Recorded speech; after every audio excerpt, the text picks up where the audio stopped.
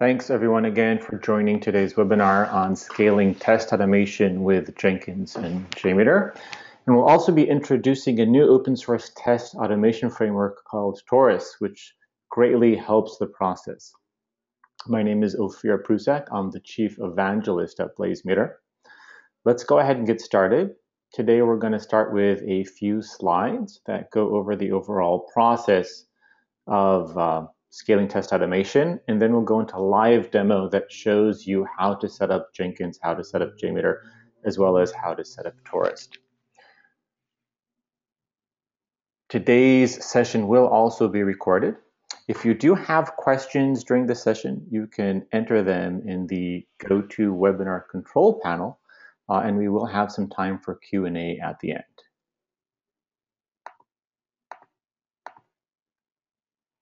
Just a little about BlazeMeter for those of you who aren't familiar. We do basically automation of DevOps testing with JMeter and Selenium as a service. Today's session is not about BlazeMeter, but we wanted to show you basically the solution that we've been helping our clients in terms of automated testing using Jenkins and JMeter. So what are we going to have today? We'll start a little about why test automation is so important and what we've been hearing from our clients. We'll then go through a high-level solution overview of Jenkins, JMeter, and Taurus. Talk a little about the architecture to better understand how the different pieces of the puzzle work together. We'll then have a quick Taurus overview.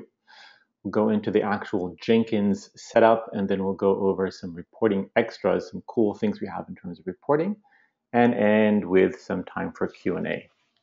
So let's go ahead and start with, well, why is continuous testing so important in the first time? Why is automated testing, test automation so important in the first place?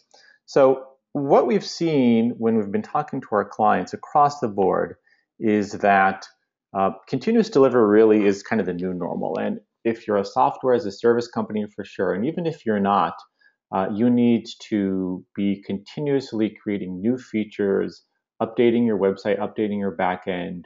And what we've seen is that while the software developer world and the software development world has been going on really well in terms of the automation of the process, the testing side of things actually is a bit behind. And that's really one of the biggest pain points we're seeing, is that in order to totally have a continuous delivery and continuous integration process, it needs to be automated. Ultimately, the advantage of doing that is, as you are having more and more tests over time, if you're doing all those tests in a manual fashion, obviously that can greatly increase your time to release if you don't have automated testing. Or alternatively, what you can always do is just not do testing and kind of pray for the best. So testing is complicated, and by testing is complicated, I should say automated testing is complicated. And when we talk to our customers and ask them, well, why aren't they doing automated testing in the first place, we found out that basically most of the solutions out there that we've came across really weren't built with automation in mind. And that's really where we were coming from in terms of trying to solve this specific solution. So thinking about test automation in general, we broke it down to three main pillars of what you need to do. So first and foremost, if you're going to do anything in terms of test automation, you really need to be able to support any type of test scenario, any type of backend, whether you're testing the backend of a website or a mobile app or API or a web service. You really need to be able to support any test scenario. And I think JMeter does an awesome job in terms of its capabilities to truly test anything. And I can say from personal experience, there's never been a website or the backend of a mobile app that I've seen that ultimately can't be tested with JMeter. So it's an awesome open source tool. The second thing you need for test automation is obviously the automation side of things. And there's quite a few different continuous integration tools out there. Specifically, we're going to show you today how to use Jenkins. That's the tool that I personally use. And It's definitely one of the more popular open source solutions. We're not going to show you how to install Jenkins, but just kind of assuming that you are using Jenkins, this is how it could be using. And then last but not least, in terms of integrating the overall test, kind of integrating JMeter into Jenkins and really having the whole process simplified in terms of creating the test, as well as understanding when a test passed or test failed. There are a few plugins out there that provide some information, but we really felt here at BlazeMeter that the whole process of, especially in terms of what developers and kind of DevOps are out there, what they need for testing, JMeter can sometimes be a little too complicated. It's a GUI-based tool. It does have a command line version, but we felt it just didn't lend itself well into integration of the overall process, as well as sometimes it can get a bit complicated in something as simple as creating a test, where I might want to do that without having to actually go into JMeter itself. That was something which was lacking. So we went ahead and created our own open source solution called Taurus. So what is Taurus? Taurus stands for Test Automation Running Smoothly. Basically, we built this open source tool to simplify the automation of testing. And we built it specifically with developers and DevOps in mind, in terms of what they need and how they work. In terms of, from a technical perspective, behind the scenes, we looked at what are the most popular tools out there in terms of performance testing, as well as to some degree even functional testing. So Taurus under there, I should say, as an engine, will utilize JMeter or Gatling or Grinder. If you are already using JMeter, then it can use your JMeter script as is, which is really cool. You can even override parameters within Taurus. But if you're not a JMeter user and you just want to kind of create a simple test using maybe as a text file, you can do that as well, and we'll show you how to do that. So we're going to, go somewhat over Taurus. Today is not about Taurus, but it is an important piece of the puzzle. So we'll definitely kind of mention that. You can already go today to the GitHub page of Taurus, take a look at it, play around with it, check it out, and use it and install it locally. It's literally kind of a 2-minute install, so definitely something I would recommend. So now that we understand the different pieces of the puzzle, let's take a slightly closer look at technically what piece of the puzzle is actually doing. So this is a diagram of how kind of the data flows in terms of what's happening when you're automating testing. So on one side we have Jenkins, and Jenkins is an awesome CI tool which ultimately can control the process in terms of the common user case scenarios. You want to have, let's say, automated testing as part of your continuous integration process. So let's say on every single build, you want to run a test, which actually makes a lot of sense. So Jenkins would be kind of the control mechanism that would be ultimately controlling the test. Jenkins would be the kind of the trigger in terms of let's actually now run a test. That would then shoot off Taurus. Taurus is a command line tool. So in terms of the way you integrate it, and it also has some cool console stuff, but in terms of ultimately launching a test, it is through the command line. And within Taurus itself, as we'll see, you can define the test scenario if you want, or also via JMeter, you can have the test scenario. But more importantly is you can define the pass-fail criteria. Because if you think about it, if you want a good solution for test automation, then obviously you need to have your test. If it's passed, you don't want to necessarily have to look at every single build. So imagine you're running your performance tests and you have some criteria where if the average response time for this test is less than 3 seconds, it's considered pass. And if the average response time is obviously more than 3 seconds, it's considered a failure. If you're running this test, multiple times a day or a week, whatever, you don't want to have to look at the results if it passed, you only want to look at it if it failed, which is why we added the whole concept of pass-fail criteria together with really granular detail on what you specifically want to define as pass-fail criteria. That can be based on quite a few different metrics and KPIs, not only response time, but things like hits per second or latency, percentage of errors. You can do it in terms of percentiles. You can do it over a period of time. We're not going to go into the details, but it really gives you the ability to define the specific criteria. So once within Taurus you've defined the test scenario and the criteria, ultimately Taurus will then go and launch one of the engines. And those engines ultimately are doing the kind of the actual HTTP requests. So you can be using JMeter, which is a default engine if you don't define anything. Alternatively, you can also use Gatling or Grinder, depending on your needs. I personally is a JMeter user, and of course today is about JMeter.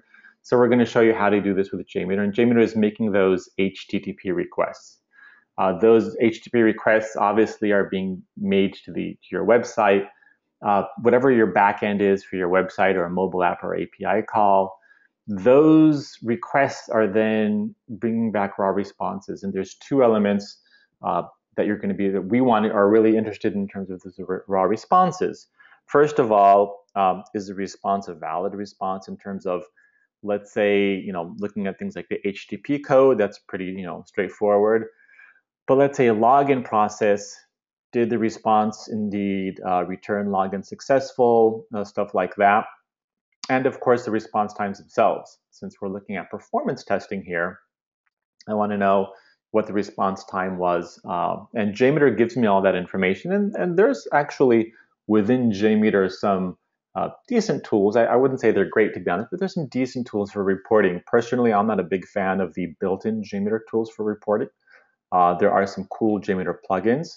BlazeMeter also provides the ability to do reporting, and we're actually going to show you in terms of an extra how you can, and this is, by the way, this is the first time we're announcing this, you can run the tests locally with Taurus and JMeter and in real time have just the reporting data pushed to BlazeMeter totally for free and basically get the all cool graphs that BlazeMeter has. You don't even need a BlazeMeter account for this. So basically those raw responses are being passed back into Taurus. And Taurus is doing the aggregation and has an engine in terms of understanding things like average response time, percentiles, etc. But it's also doing an analysis of those criteria which we defined in terms of, is this test passing or failure? So by looking at that criteria, ultimately at the end of the test, or even in the middle of the test, depending on how you have the criteria set up, it will send it back to Jenkins in terms of a pass or a fail. So that's, one second, sorry. That's ultimately, here we go. That's ultimately the way the information flows. Jenkins to Taurus to JMeter website, and then back to JMeter, back to Taurus, and then back into Jenkins. And as you can see, it really is a missing piece in terms of having Jenkins talk to JMeter and back and forth. So now, let's go into a live demo. Before we do go into a live demo, I do want to bring up the actual Taurus page, because one of the things that we're going to be showing in terms of the live demo is obviously using Taurus. So if you just go to the BlazeMeter Taurus page, and you can kind of get a high-level overview. If you do have any questions going forward, you can go to the support forum on the Taurus GitHub page, or if you just want to read the documentation, you can do so.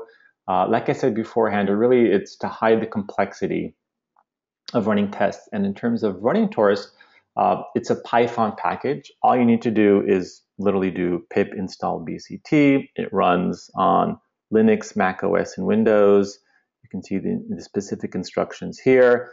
For today's demo, I'm going to show you also how to do it specifically on a Linux box. So let's actually jump a little into Taurus, and then we'll get a little more into the Jenkins and JMeter side of things. So here I have, and I'm going to bring up my terminal window. Just one second.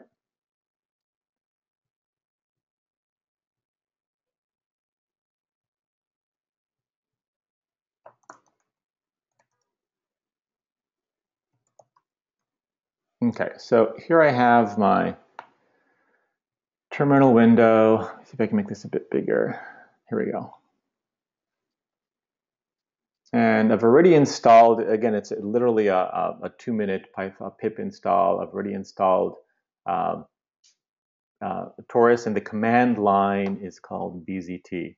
So if I go here to simply BZT -- help, I can see that it's installed. And BZT, by the way, that stands for BlazeMeter Taurus. This is an open source tool. We created it, but that's why it's called BZT. You can see ultimately some kind of command line stuff. But the real power of using Taurus is through its just extremely easy to use configuration files. Now I can, by the way, go and I already have a JMeter file here. BlazeMeter v3.jmx.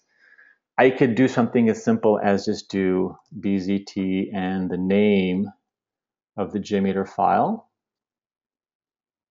And what will happen is that Taurus will actually go launch this JMeter file with using JMeter itself.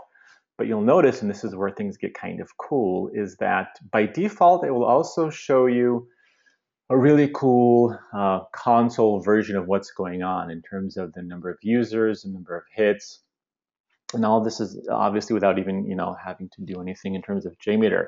Now it is again using JMeter behind the scenes, but what Taurus is doing is actually reading the data from JMeter in real time and doing some high-level analysis. So this is already cool, and what I like about it is just how quick it is just to kind of get that input. You don't even need to launch JMeter. You can see what's happening very, very quickly. I'm going to go ahead and hit Control-C here. You'll see it's shutting down, and we're back. And you can already see there's some more information about percentiles, what happened, etc. But the real power of Taurus comes when we start looking at its ability to really define stuff and play around with stuff just within standard YAML files. So if I go here, and I'm going to bring up this time my text editor. Here we go. And here's an example of a test at YAML, and you can see there's some information here in terms of reporting and execution.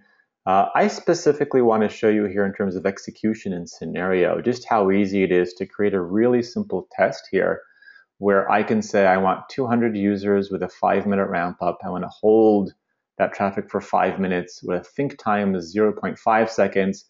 And I want 2 different requests, one to blazemeter.com and one to vacation.html. What will happen in this case is that I just run this test.yml into BZT or into Taurus, and it'll automatically create a JMeter file for me on the fly. This is all totally transparent, run it, and kind of all that cool stuff. So I can go here, and in this case, I'm also using a BlazeMeter module, which means that I want the data to be sent over to BlazeMeter in real time, so I can use BlazeMeter's cool reporting. And since I already have an account, this is also my API key. But even if I didn't have one, I can use BlazeMeter's awesome reporting. So just to, actually, let's do this really quick here. I'll take the existing JMeter script as beforehand. There we go. Existing JMeter script. And this time I'm just going to do -report. -report will turn on the automated reporting.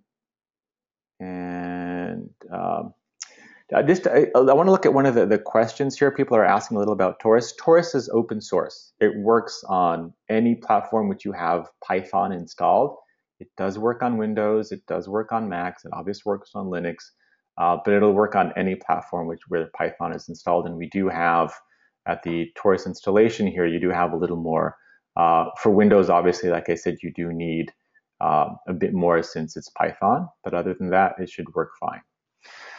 So going back here really quickly to the interface, here we go. So if I, again, run the same thing, but this time I do -report, the default is it will connect to BlazeMeter and use also our reporting engine totally for free even if you don't have an account. So let me go ahead and do, sorry, go back here, do minus report. Oh, sorry, 1 second. Control C, my bad.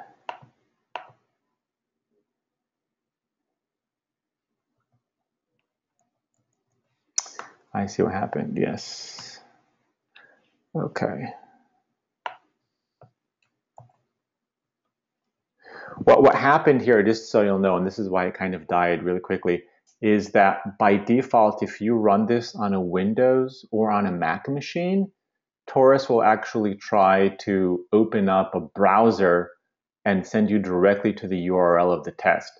Right now, what we're looking at is a login to a Linux machine, so remotely that we had some issue with it not working. But I did manage to copy and paste that URL.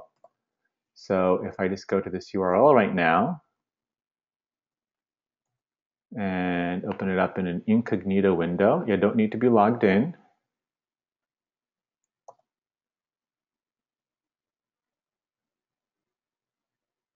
Here we go. I can now see in real time the results of the test in a really nice graphical interface. And I can also share this with anybody I want. Here's kind of what's happening so far. I can click on load report. You'll notice it says here external. That's because it's what's called an external type of test. It's a new type of test we've defined where it's not BlazeMeter running this, but it's actually being run externally. And my favorite view is if I just click on seconds. Here I can see, for instance, the response time per second in users. I'm not going to go into all the specifics of BlazeMeter's reporting interface, but it's really cool that you can basically run your test locally and use BlazeMeter's interface just for the reporting side, and you can slice and dice the data any way you want. In terms of storing the data currently, and we don't know long term, in terms of how long we're going to have retention. Currently, you can run the tests, you can share them. In terms of one of the questions is how long will we store it? If you are a paid user, then you'll be able to store the results for as long as you're a BlazeMeter paid user. In terms of the free tier, or if you're just doing anonymous tests, we don't know yet. And ultimately, I think it comes down to how much kind of usage we see people using it. But for now, you can definitely play around with it and see in real time what's happening with your tests. You can break it down to kind of individual pages here. The script that I'm actually running, and this will maybe help you understand a little better. Here is the actual JMeter script that I'm running. And you can see there's 4 different pages that I'm testing: a search page, a reservation page, a purchase page, and a confirmation page. And it's making, a few different types of requests. And the reporting side of Taurus will actually pull that search, reserve, purchase, and confirmation. What's being pushed to BlazeMeter is, again, the same labels. So I can actually see over time kind of what's happening. I can see most of the pages are really, really fast. This one page is kind of slow. And ultimately, I get all this kind of real-time goodness of what's happening within BlazeMeter. So that's in terms of the reporting side. We'll come back to this in a moment. I want to make sure we have enough time to go over the whole automation side. And let's look at some of the other cool things you can do within Taurus. Here we go. So we go back to docs.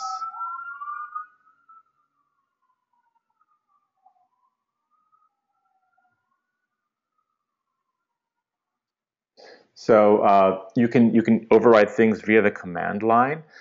But basically, there's kind of 3 parts in terms of the configuration files. As I was showing you beforehand, here you can see, let me just close this.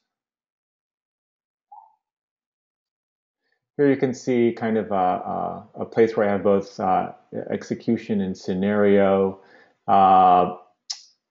Here we have, and this is something which is really cool, I think, in terms of ultimately the way that I use Taurus in terms of, and Jenkins and JMeter in terms of testing, is that depending on your actual scenario that you want to test, sometimes it might be a really, really simple scenario in terms of you just have a kind of a couple of URLs and there's nothing complicated and you don't even need JMeter for that. But sometimes you're going to have some correlation in a CSV file. It's going to be a little more complex in terms of what you're trying to test. You might say, well, I actually do need a JMeter file for this, but I want to be able to update that JMeter file and be able to run it in different environments in terms of, let's say, different concurrency or different ramp up in different environments. Or I might even want to also have different parameters in terms of the host that I'm testing, et cetera, et cetera. So one of the cool things is that with Taurus, you can define an existing JMeter script and actually just override things like concurrency or ramp up or how long to hold for. And you can also pass in specific JMeter properties depending on your script, where you can define those properties for within your script. So for those of you who aren't familiar with what that means exactly, within JMeter, if I have the name of a variable which starts with __p and something within parentheses, JMeter will actually, that's what's called a kind of a command line property. And those are values which you can pass into the script as it's being executed. So if you can imagine, if I go here to the request defaults, imagine that the host name that you want to be testing would be different depending on the environment you're doing. And when you're talking about test automation, one of the things that we have found is very important is test reuse. So I don't want to have a dedicated test, or I don't want to have to go and have 5 copies of the same test if the only difference between them is, let's say, the host name. I wanted to be able to parameterize that and have that as one of the parameters for the test.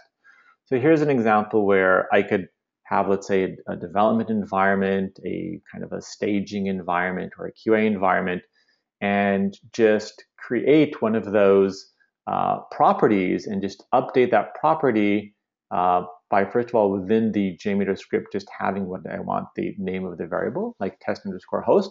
And then I can update that either in the command line for using Taurus or even within the YAML. So if I look here, within here, execution settings, and by the way, there's a lot of really cool here stuff for the execution settings, but what I want to show you here specifically is the JMeter properties section. So imagine you had a my-hostname, which was just pretest.com or whatever it should be. So you can either define the properties within the YAML file as such, yeah, or alternatively, you can also define the properties that you want at the command line. So if I go here back to the docs and I go command line, you'll see that I can override any one of the properties I want as such. So if I had, let's say, modules.jmeter.path, that would be the same as if within my YAML file, I had a section called modules, and within that JMeter then path, and this would be the file, or this would be the value. So what I can do here is I can either have values, or let's say I can have the default values, which are within my YAML file, and then I can override those with a -O to whatever I want in the command line. So it's a really powerful tool in terms of being able to define things either within the script itself or to define things in the command line. Having said all that, let's again go back and see how we actually have BlazeMeter and Jenkins set up. So we've talked definitely about Taurus, and I don't want to spend the whole session about Taurus, but I will say I personally am just super excited.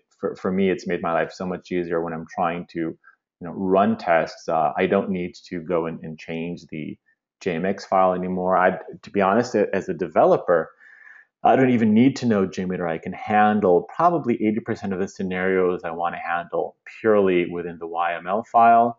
You'll notice in terms of some of the cool things we've added, it's not just the really simple user case scenario. We also have here in terms of scenario building, the ability to have, let me pull down here, extractors.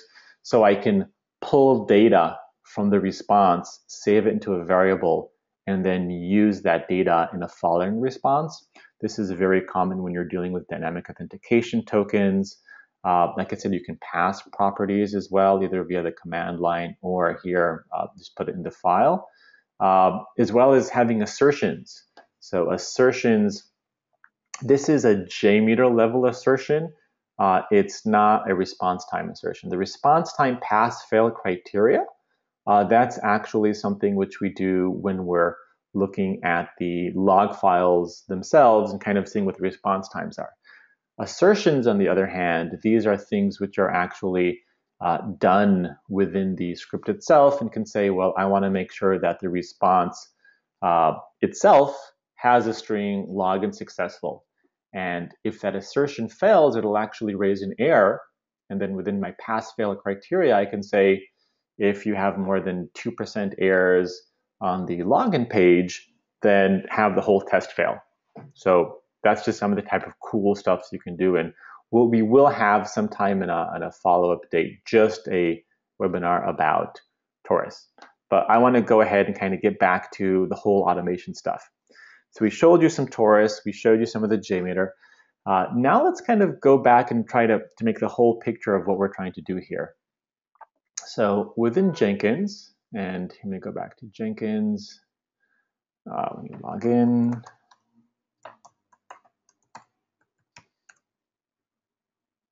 Okay, so here I have a project, BlazeMeter Taurus, and let's look at how I've configured it to try to understand what I'm doing here.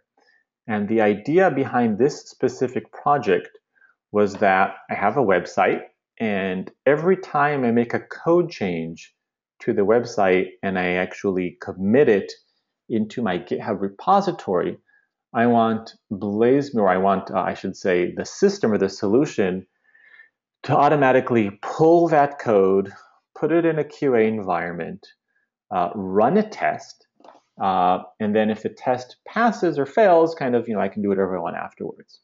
So as you can see, I'm using Jenkins GitHub integration in terms of, I have this GitHub project called BlazeMeter Demo, and I have a trigger that whenever a change is pushed to GitHub, it'll automatically do a build.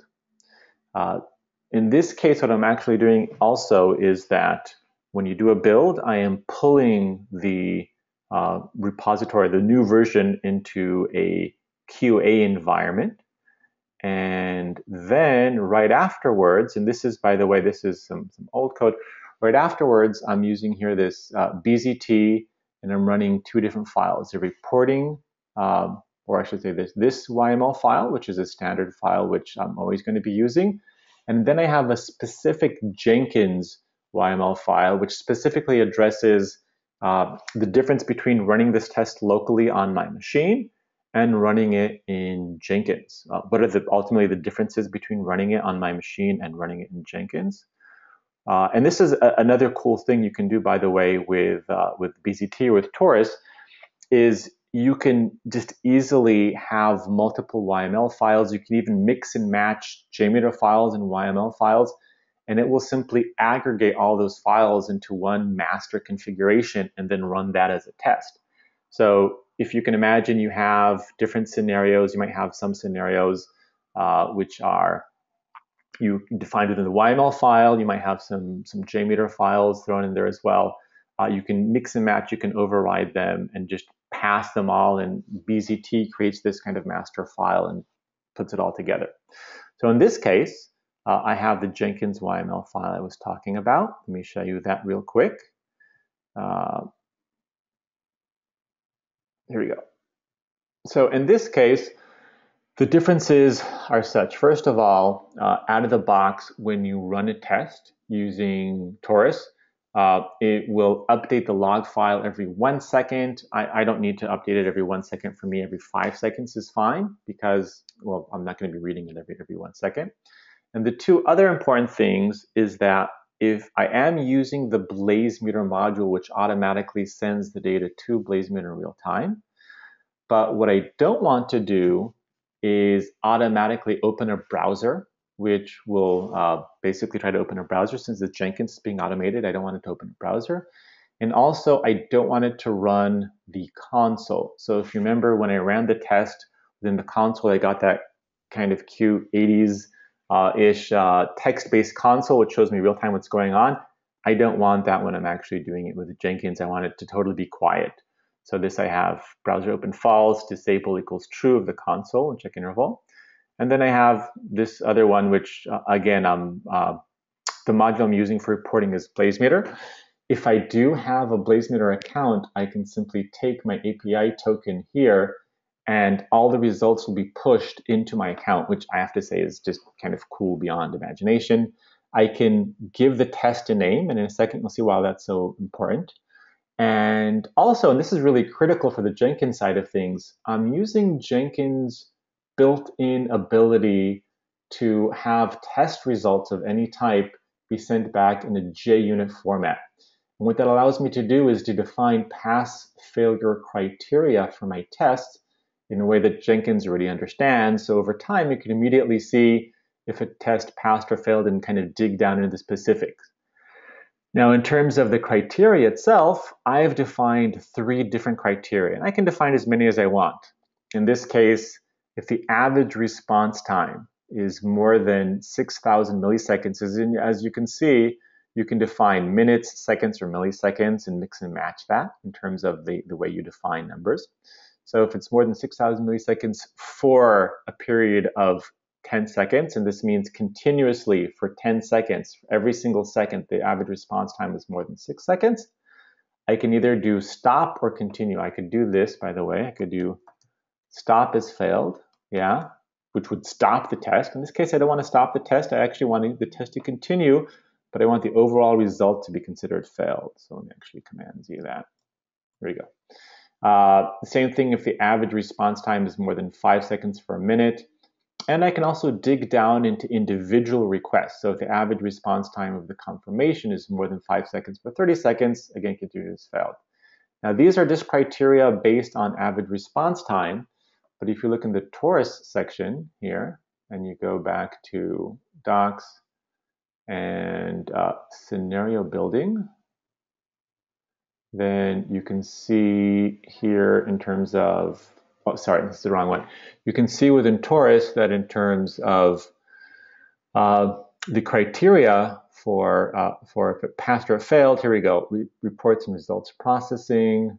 So you can see here the pass-fail criteria, you have quite a different ones. You can have, here we go, average response time, average latency, average connect time, deviation, percentile, hits per second, success for failure, response codes, etc. And you can really get kind of nitty-gritty in terms of your criteria and kind of mix and match it. So I'll let you go ahead and take a look at this later, but it's really cool in terms of what you can do there. So in this test, I have that. And then in terms of execution, I'm telling it just use this one specific script. Now I'm overriding the concurrency ramp up, and the whole time this will override whatever I have in my JMeter script. Alternatively, I can just not have these values and it'll use whatever's in the JMeter script. So, so let's go ahead and actually run this and see what happens. So I'm going to go back here into Taurus. And, or you know what, let's actually do the whole end-to-end test and show you what happens. So here's my GitHub, and let's say I made a small change in my code, and let's just, put this here, sleep for 2 seconds, for instance. And I'm going to save that. And then the second I save that, GitHub will notice that I made a change. So, oh, you made a change, and this will updated some code, and I'll do commit and sync master.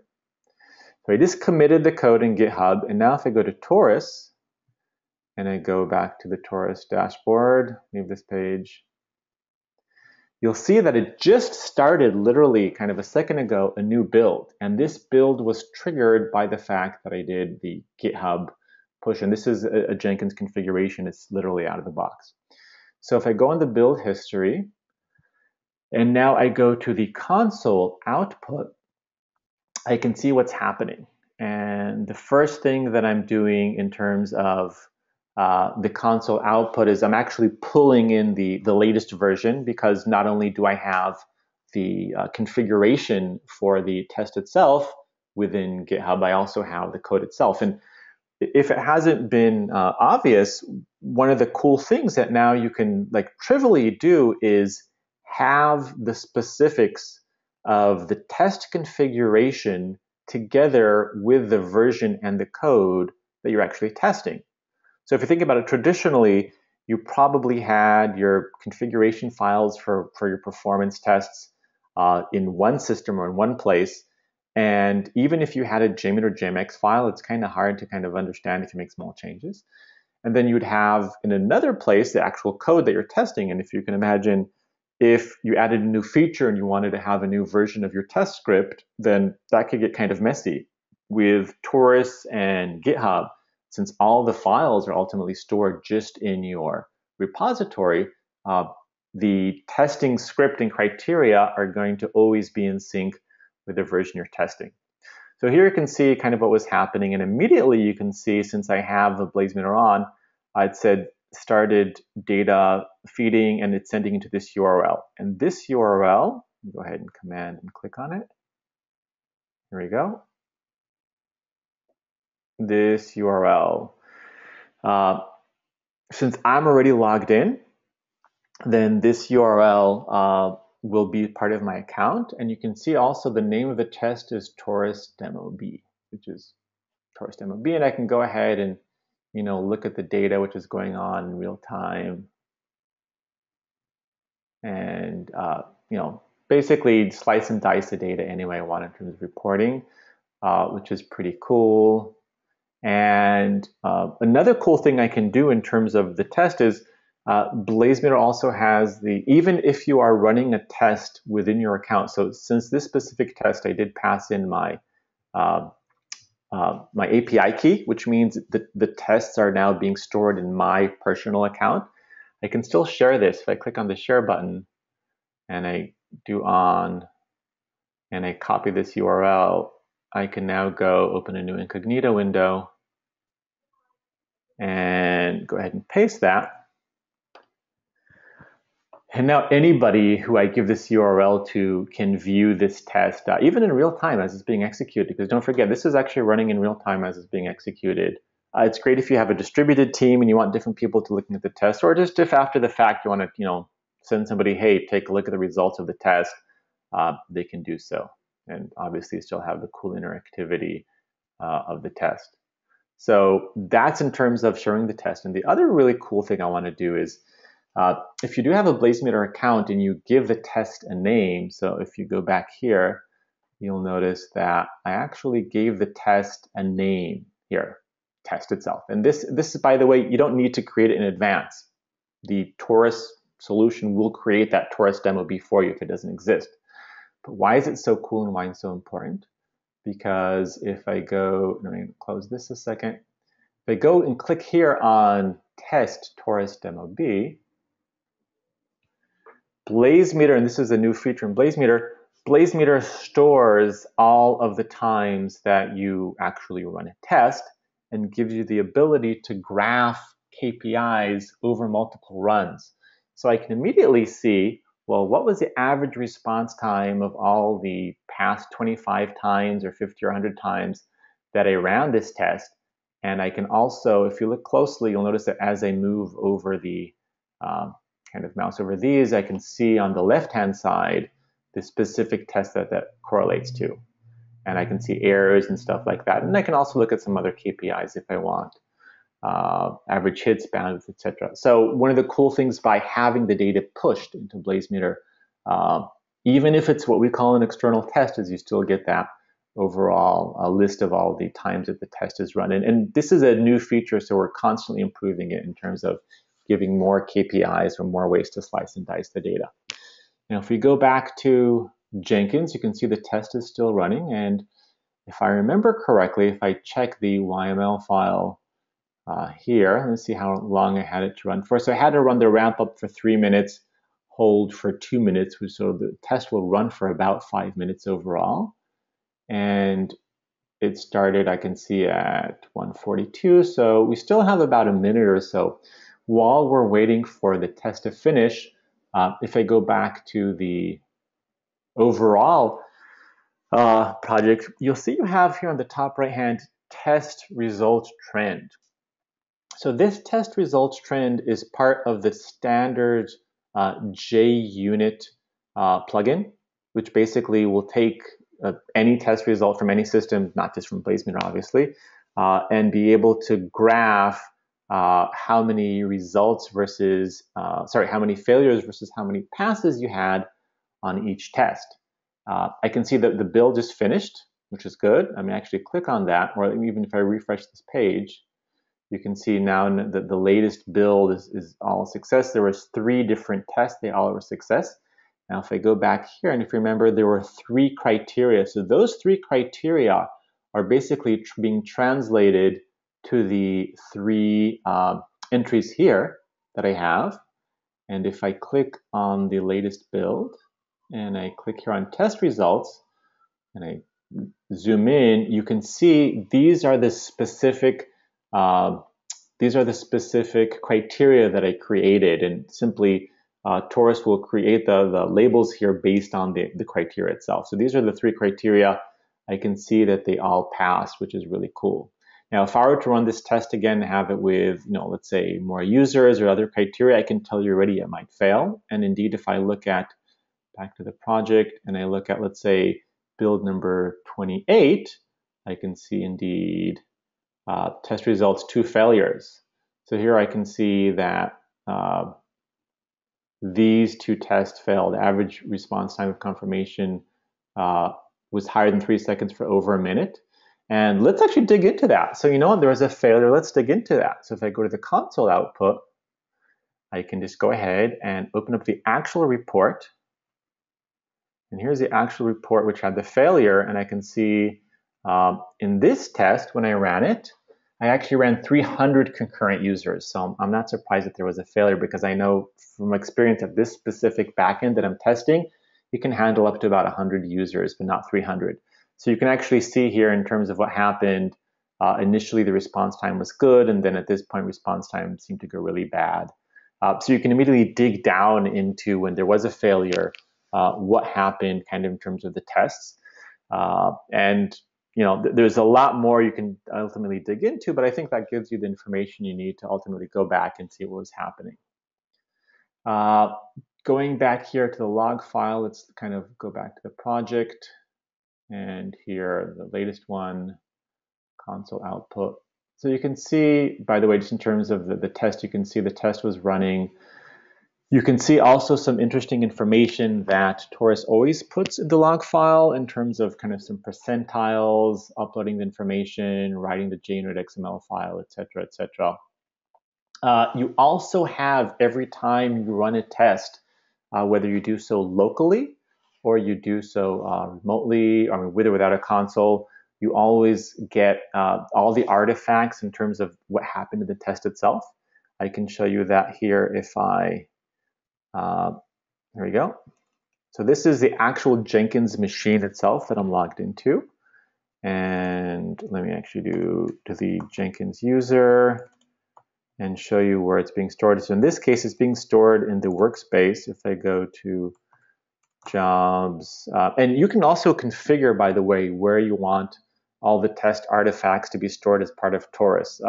If you don't configure it, it'll just do in the working directory, which in this case, what I was doing. But you can say, well, I want it to be in a specific directory if you want to go back and take a look at it later. So this is BlazeDemo Taurus. BlazeDemo Taurus.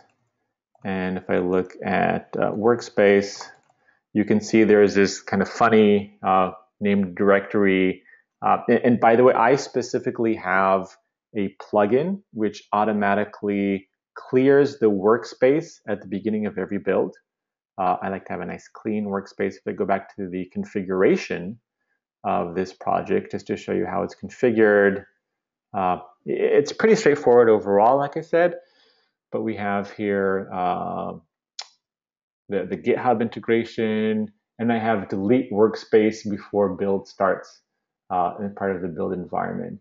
This is the script that ultimately will execute a shell script on the remote machine. This is the script that actually pushes the latest version to the QA machine. Here is the BlazeMeter script itself. And here is where I'm looking at the JUnit test results. This tells it to look in any directory for an XML file, or I could call it JUnit XML, and it'll use that as part of the, or it'll use that in order to create the test results. So going back now real quick here to the terminal under workspace, if I go cd, so it'll just have the results from the latest one. It won't have the results from every single build that I did. If I wanted to, I would have to store that somewhere. And here you can see this is the YAML file that I used. There's an effective JSON, JMeter properties, JMeter log, KPI.jtl. So basically all the files that ran will be saved here. So if I did want to go and kind of dig down a little deeper, I always could.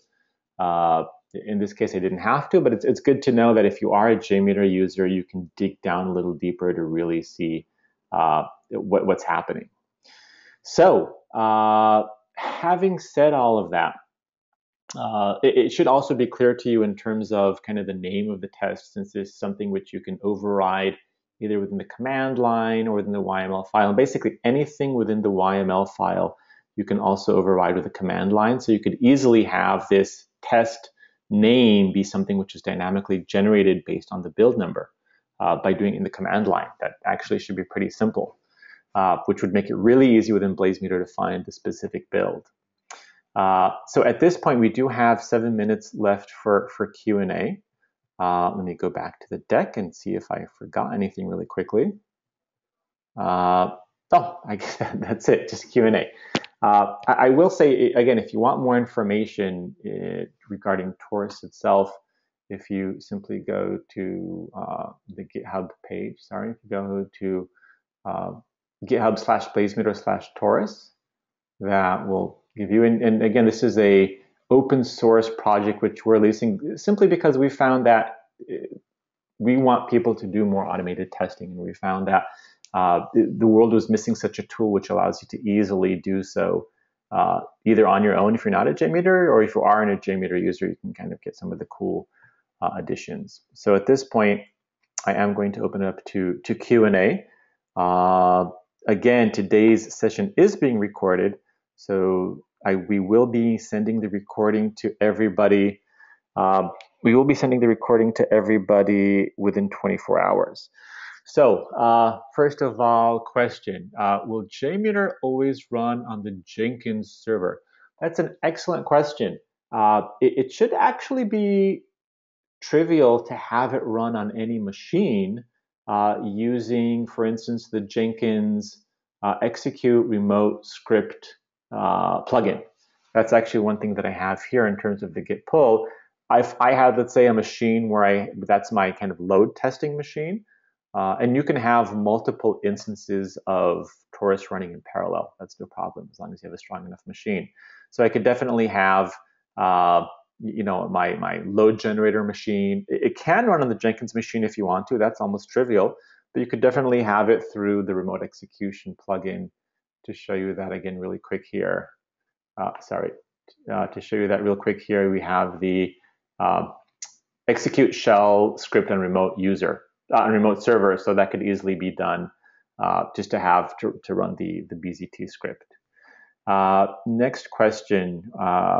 Oh, and by the way, in terms of where you want the test to run, down the road, we actually are thinking of having additional abilities to be able to run tests remotely on other servers, but for now, you just kind of have to write the glue yourself.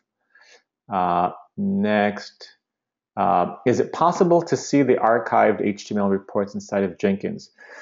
So for now, you can't see it technically inside of Jenkins. What you can do, and this I think is, I personally think it's just as easy as if you go to the configuration, if you go to a specific build and you look at the console output, you have a direct link, and you'll always have this direct link to the report for the specific build.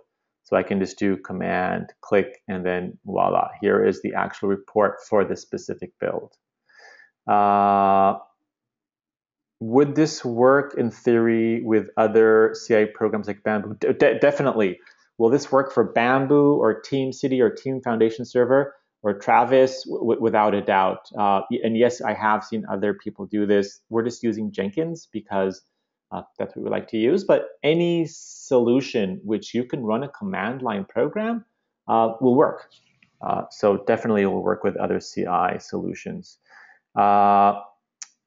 And so another question, can we use the BlazeMeter plugins locally in our system integrated with JMeter?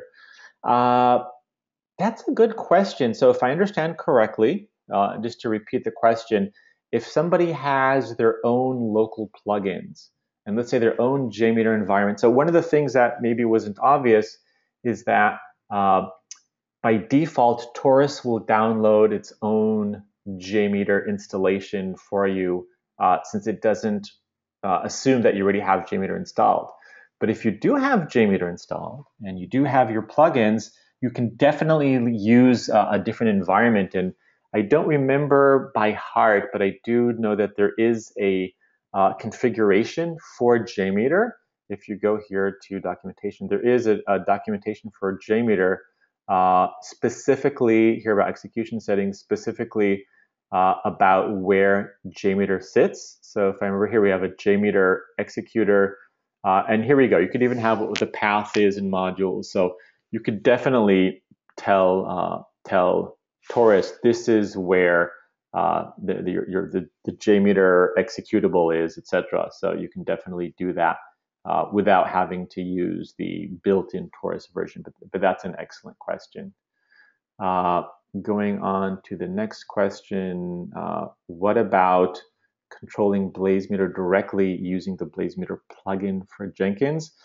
You can do that. You can do that. And to be honest, up until Taurus was available, if somebody were to ask, well, can I use the BlazeMeter plugin? So for those of you who aren't familiar, BlazeMeter does have a BlazeMeter plugin for Jenkins, which does something very similar to what I showed today. The difference is that it'll only work with running tests on BlazeMeter. You can't run tests locally. You can't run tests on the Jenkins machine. You can't run tests on your own box. And I think the whole power of using Taurus in terms of the overall process is that you can run tests locally on your machine, and then simply having it run in the cloud for you, having it run as part of your automation process is totally transparent. You don't need to necessarily have anything installed on BlazeMeter. But if you do want, you can use the Jenkins plugin. And there's another, we'll also include a link in the follow-up email about a continuous testing webinar, which focused more on the existing plugins. But like I said, I think Taurus kind of supersedes the stuff that we were doing with the Jenkins plugin. Somebody asked, is BlazeMeter paid or free? It's actually both. You can use a free account, which ultimately will allow you to do everything you want to do, or you can use a paid account if you want some of the paid-only features. So you can do both. Going on to the questions. So somebody asked, well, this is definitely for performance testing, but what about other forms of testing? Excellent question. So in terms of what we've seen our users using JMeter for, JMeter, I would say the majority of people are indeed using JMeter for performance testing. But one of the cool things about JMeter, and in terms of its abilities to write complex scripts as well as kind of have pass-fail criteria, is you could definitely do this for functional testing of a back-end API, let's say. So especially for API testing where there's less of I need to simulate a real browser, it's more of I want to have kind of a conversation with my backend API. I could definitely do this for functional testing of a backend API. To be honest, it wouldn't really be practical for functional testing of a web app. For that, you probably would want kind of more of a Selenium or a Waiter type solution. Going on. So is Taurus taking the place of Selenium? Definitely not. Like I said, Selenium is an awesome framework specifically for functional testing. And if you think about it, the way that Selenium works, it's actually using real browsers under the hood, while Taurus is meant to use JMeter or Grindr or Gatling under the hood. So it really is more about response times, kind of yes, no, pass failure criteria, and it's less about clicking on a browser button or something like that. At this point, we are out of time. There's a lot of great questions. We'll try to answer some of those questions in the email follow-up, as well as have a dedicated have a dedicated session webinar just about Taurus to show you some of the cool things it can do. If you do want to follow up and kind of want a one-on-one demo or whatever, please let us know. You can send an email to info@blazemeter.com. And again, thanks everybody for joining us today. I'm really excited myself to show you this cool solution, and just happy testing.